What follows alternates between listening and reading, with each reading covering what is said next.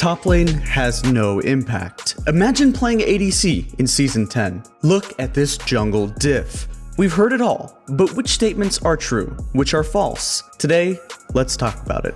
Hello summoners and welcome back to another ProGuides video. My name is Kellen and today I'm here to cover one of the hottest topics at the moment. Which roles are the strongest and which are the weakest? It's all the talk right now and we are here to spill the tea. At the end of the day, even our opinions here at ProGuides are still subjective, so you might have a different experience or opinion, but we're going to do our best in this video to look at things objectively. Also, we're speaking about the game and the way that it feels at the moment, and things are bound to change as the game continues to develop, so keep in mind for the future. For our question of the day though, which role do you think is the strongest and which role do you think is the weakest? For us, well, we're going to tell you that now, so watch the video and find out.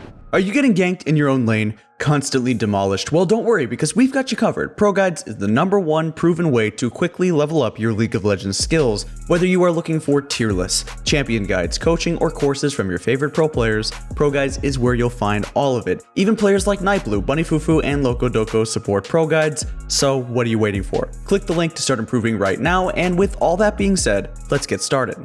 The strength of each role honestly varies between the different brackets of play. We are going to rank each role based on all three brackets of play, which are low elo, high elo, and professional play. For the sake of this video, low elo is going to refer from iron all the way to platinum. Yes, we know that gold and platinum is technically mid elo, but the power of each role is relatively the same from iron all the way to platinum, so we're going to group them together. High elo will refer to diamond all the way up to challenger, while professional play speaks for itself. First up, let's talk about the majority of players, your average Joes. A lot of the time we forget that the majority of players are just average, sitting in mid or low elo. For most players, the power of roles from strongest to weakest is going to be mid, top, jungle, bot, and then finally support. It should come as no surprise that mid lane is the powerhouse of all the 5 roles. It's the role in the center of the map. It's able to directly influence all the other roles, and whether it's roaming to a side lane or helping out the jungler, mid laners are going to have the most impact all game long. Across all ranks, mid laners have the most impact in their games. Nevertheless, let's talk about the specifics of low elo first.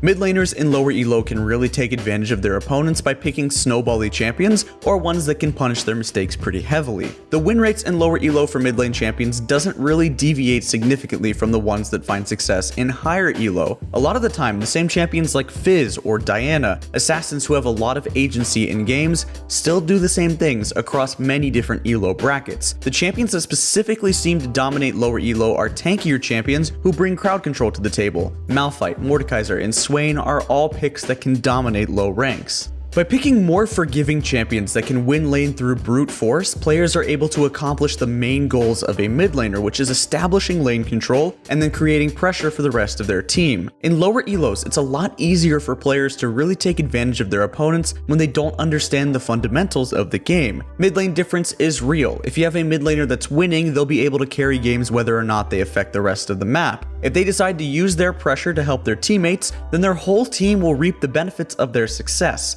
Even if they keep to themselves and slowly farm up solo leads, the types of champions that you can find in the mid lane have so much power to carry teamfights later on into the game. Tankier picks that we mentioned, as well as assassins, are usually able to hard carry the random fights that break out, or simply make the necessary picks in order to carry and therefore win games. Oddly enough, top lane is an extremely powerful role in the lower elos. Players don't understand macro play well enough to properly allocate their resources to stop a top laner that's fed. Most importantly though, it's because of the champion pool that dominates top lane right now. Juggernauts like Sett, Garen, Darius, and Mordekaiser are all stat-checking champions. Players are not able to perfectly play against these guys yet, so you'll often see them dominate their lane, skirmishes, and teamfights as well. When ahead, champions like these can basically run it down their lane and keep their enemy under turret all game, and then from there they can either be the first one to join a random fight or continue to split push and win. By no means is the jungle role a weaker one in low elo. It's still extremely powerful and it has a diverse pool of champions that can find success. Ganks will be a lot easier to find, which ironically helps out farming junglers like a Master Yi or Shyvana. They can pick up free kills on top of the insane amount of gold that they can find by power farming their own jungle, and then most importantly, snowbally characters like Shaco and Sett can run rampant as they continue to destroy basically anybody when fed. Now, in lower elo, bot and support can definitely feel like they have less agency than some of the other roles. To put it nicely, it's because a lot of these champions take a ton of skill to play and unlock their full potential. Marksmen are champions that require a lot of mechanical prowess to play perfectly. They're ranged champions that deal a ton of damage, but they're also extremely fragile. Even small mistakes can lead to them getting one shot and not doing as much as they should be doing. Support as a role also requires a lot less macro play knowledge in lower elo because people just don't understand this kind of thing. Decision making and knowing where to be at the right time is how you win on support, and a lot of you guys just are not able to do it very well. If your player were to play as a bot laner in lower elo, they could easily take over the game as a smurf, but supports impact the game in ways that aren't as effective in lower elo. They would still win a lot more games if they were a support smurf, but support players will not be able to 1v9 most of the way that they can in higher elo. Next up, let's talk about high elo. In higher elos, players have a much better understanding of macro play as a whole. The roles that we see having the most impact as a result of this are the mid and jungle positions. Oftentimes, they will start moving together. High elo in many ways is an imitation of pro play. Players at this caliber do everything they can to get a little bit of an edge, that way they'll do their best to mimic those who are better than them. The order of how the roles rank are mid, jungle, support, bot, and then finally top. The reason for this importance is the dragon at this level of play. Even top laners have to bend to the will of the dragon spawns and give up whatever they have going on in their own lane in order to accommodate their team. Juggernauts are still the dominant picks up in higher elo, however, players across the other four roles are going to do a much better job of dealing with them. These immobile champions come with a lot of counterplay, especially when they're pitted against more skilled players. Mid and jungle often feel like the kings and the most dominant in this high elo bracket. They can move around the map any way they want, and the metagame revolves a lot around skirmishes, controlling in the jungle, neutral objectives, and even rift scuttlers. Junglers as well as mid laners have the most impact in regards to these in-game factors, and the reason why support is number 3 is because they're also very powerful in high elo.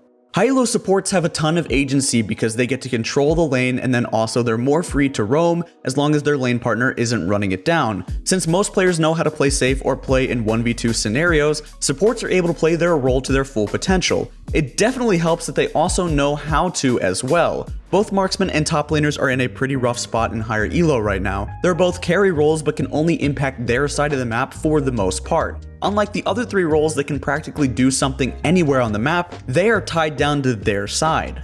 We put bot laners above top laners because of the importance of the dragons. The fact that the bottom tier 1 turret doesn't receive fortification in the first 5 minutes of the game, and the fact that it definitely feels like top laners are oftentimes trying to play around their bot lane anyway. Top laners will run teleport in most of their games, if not every single game, and that's usually because they need to be ready to join their teammates in the bottom lane around the dragon.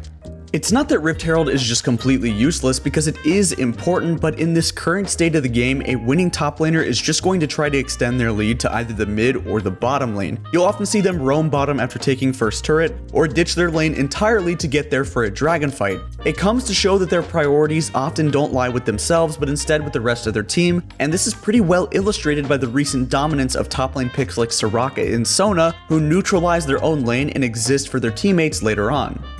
Now for pro play. You really have to take all of this with a grain of salt. The players here are elite. They are all understanding every nuance of the game and have great, if not amazing, mechanics. Even though we're going to rank the roles here, you have to know that the differences between each role are practically insignificant. What matters more than the difference in the impact of the roles is the difference in specific professional players that can make the change in those games. It really just comes down to better player wins here, and that's why competitive is so interesting. In professional play, yet again, mid lane holds the most importance. However, here it's also because of how they're able to carry team fights. The types of champions that are prevalent in the mid lane are often ones that deal a ton of damage and have heavy influence in certain ways. Whether it's game-changing Orianna ultimates, melting teams with Azir, or one-shotting carries as Zoe, mid laners do a lot aside from just impacting the map and the early game. Supports also hold a ton of influence in professional play. Oftentimes, supports are the ones that need to shot call, they play a major part in teams' decisions, and they also keep track of various timers or objectives. The difference that support players make in professional play is practically immeasurable. Vision is crucial at the professional level, and you cannot deny that supports are the ones that have to work the most around it. Next up are bot laners. While they do still have the problem of being stuck down in their own lane, pro players are usually able to take advantage of the marksman role to its full potential. They are the ones that more often than not are leading their team in the damage charts, and they're able to carry more than their own weight when things don't go their way in the early game. Mechanical skill is paramount in this role, as marksmen are the ones that need to survive in the end of fights if a game is to progress. They take turrets the fastest and also clear neutral objectives equally as fast, so without them the game is significantly harder, and you can feel the impact that their champions have with the respect that they demand as well. Once again, even though we've listed jungle and top as the bottom two roles in professional play, they of course still heavily impact professional games. Just take a look at the Shy. Junglers do play much more of a supportive role in competitive play. Sometimes they'll have to adjust their pathing and give up farm to either avoid wards or to hover over their teammates who are in dangerous lane states. Ultimately, they have to sacrifice more than they would in solo queue, so they end up a little bit weaker in terms of champion power. However, they still continue to impact the game with their ganks, their presence, and control over objectives. A good old Baron Smite steal can literally turn a loss into a win, and everyone still acknowledges great plays by them. Finally, in pro play, top laners get to do a lot more than high elo solo queue. With the elite level of macro play and the fact that everyone is on communications, it's really essential that everybody is going to be on the same page. There's going to be a lot less flubs, way less random teamfights that force you to use your TP in an unfavorable way, and more often than not, you're going to get a good amount of resources allocated to the top lane. Other players know how to properly support their top laners when they're ahead, and they can then pressure the rest of the map and allow them to extend their leads. Skill difference in the top lane is much more noticeable, as they're able to confidently push up for solo plays they wouldn't be able to do otherwise. Whether it's coordinating a good flank with the rest of their team, or going for solo kills in side lanes, top laners and pro play have way more opportunity to thrive, and that's why you still see the role dominate. Anyway, that's going to conclude today's video. Guys, thank you very much for watching. Make sure that if you haven't already, go check out ProGuides.com, as well as subscribe to our YouTube channel to receive updates. We are always uploading new content focused on improving your gameplay, so go check it out. And also make sure to leave any feedback or comments down below. Thank you very much for watching, and I'll see you guys on the Rift.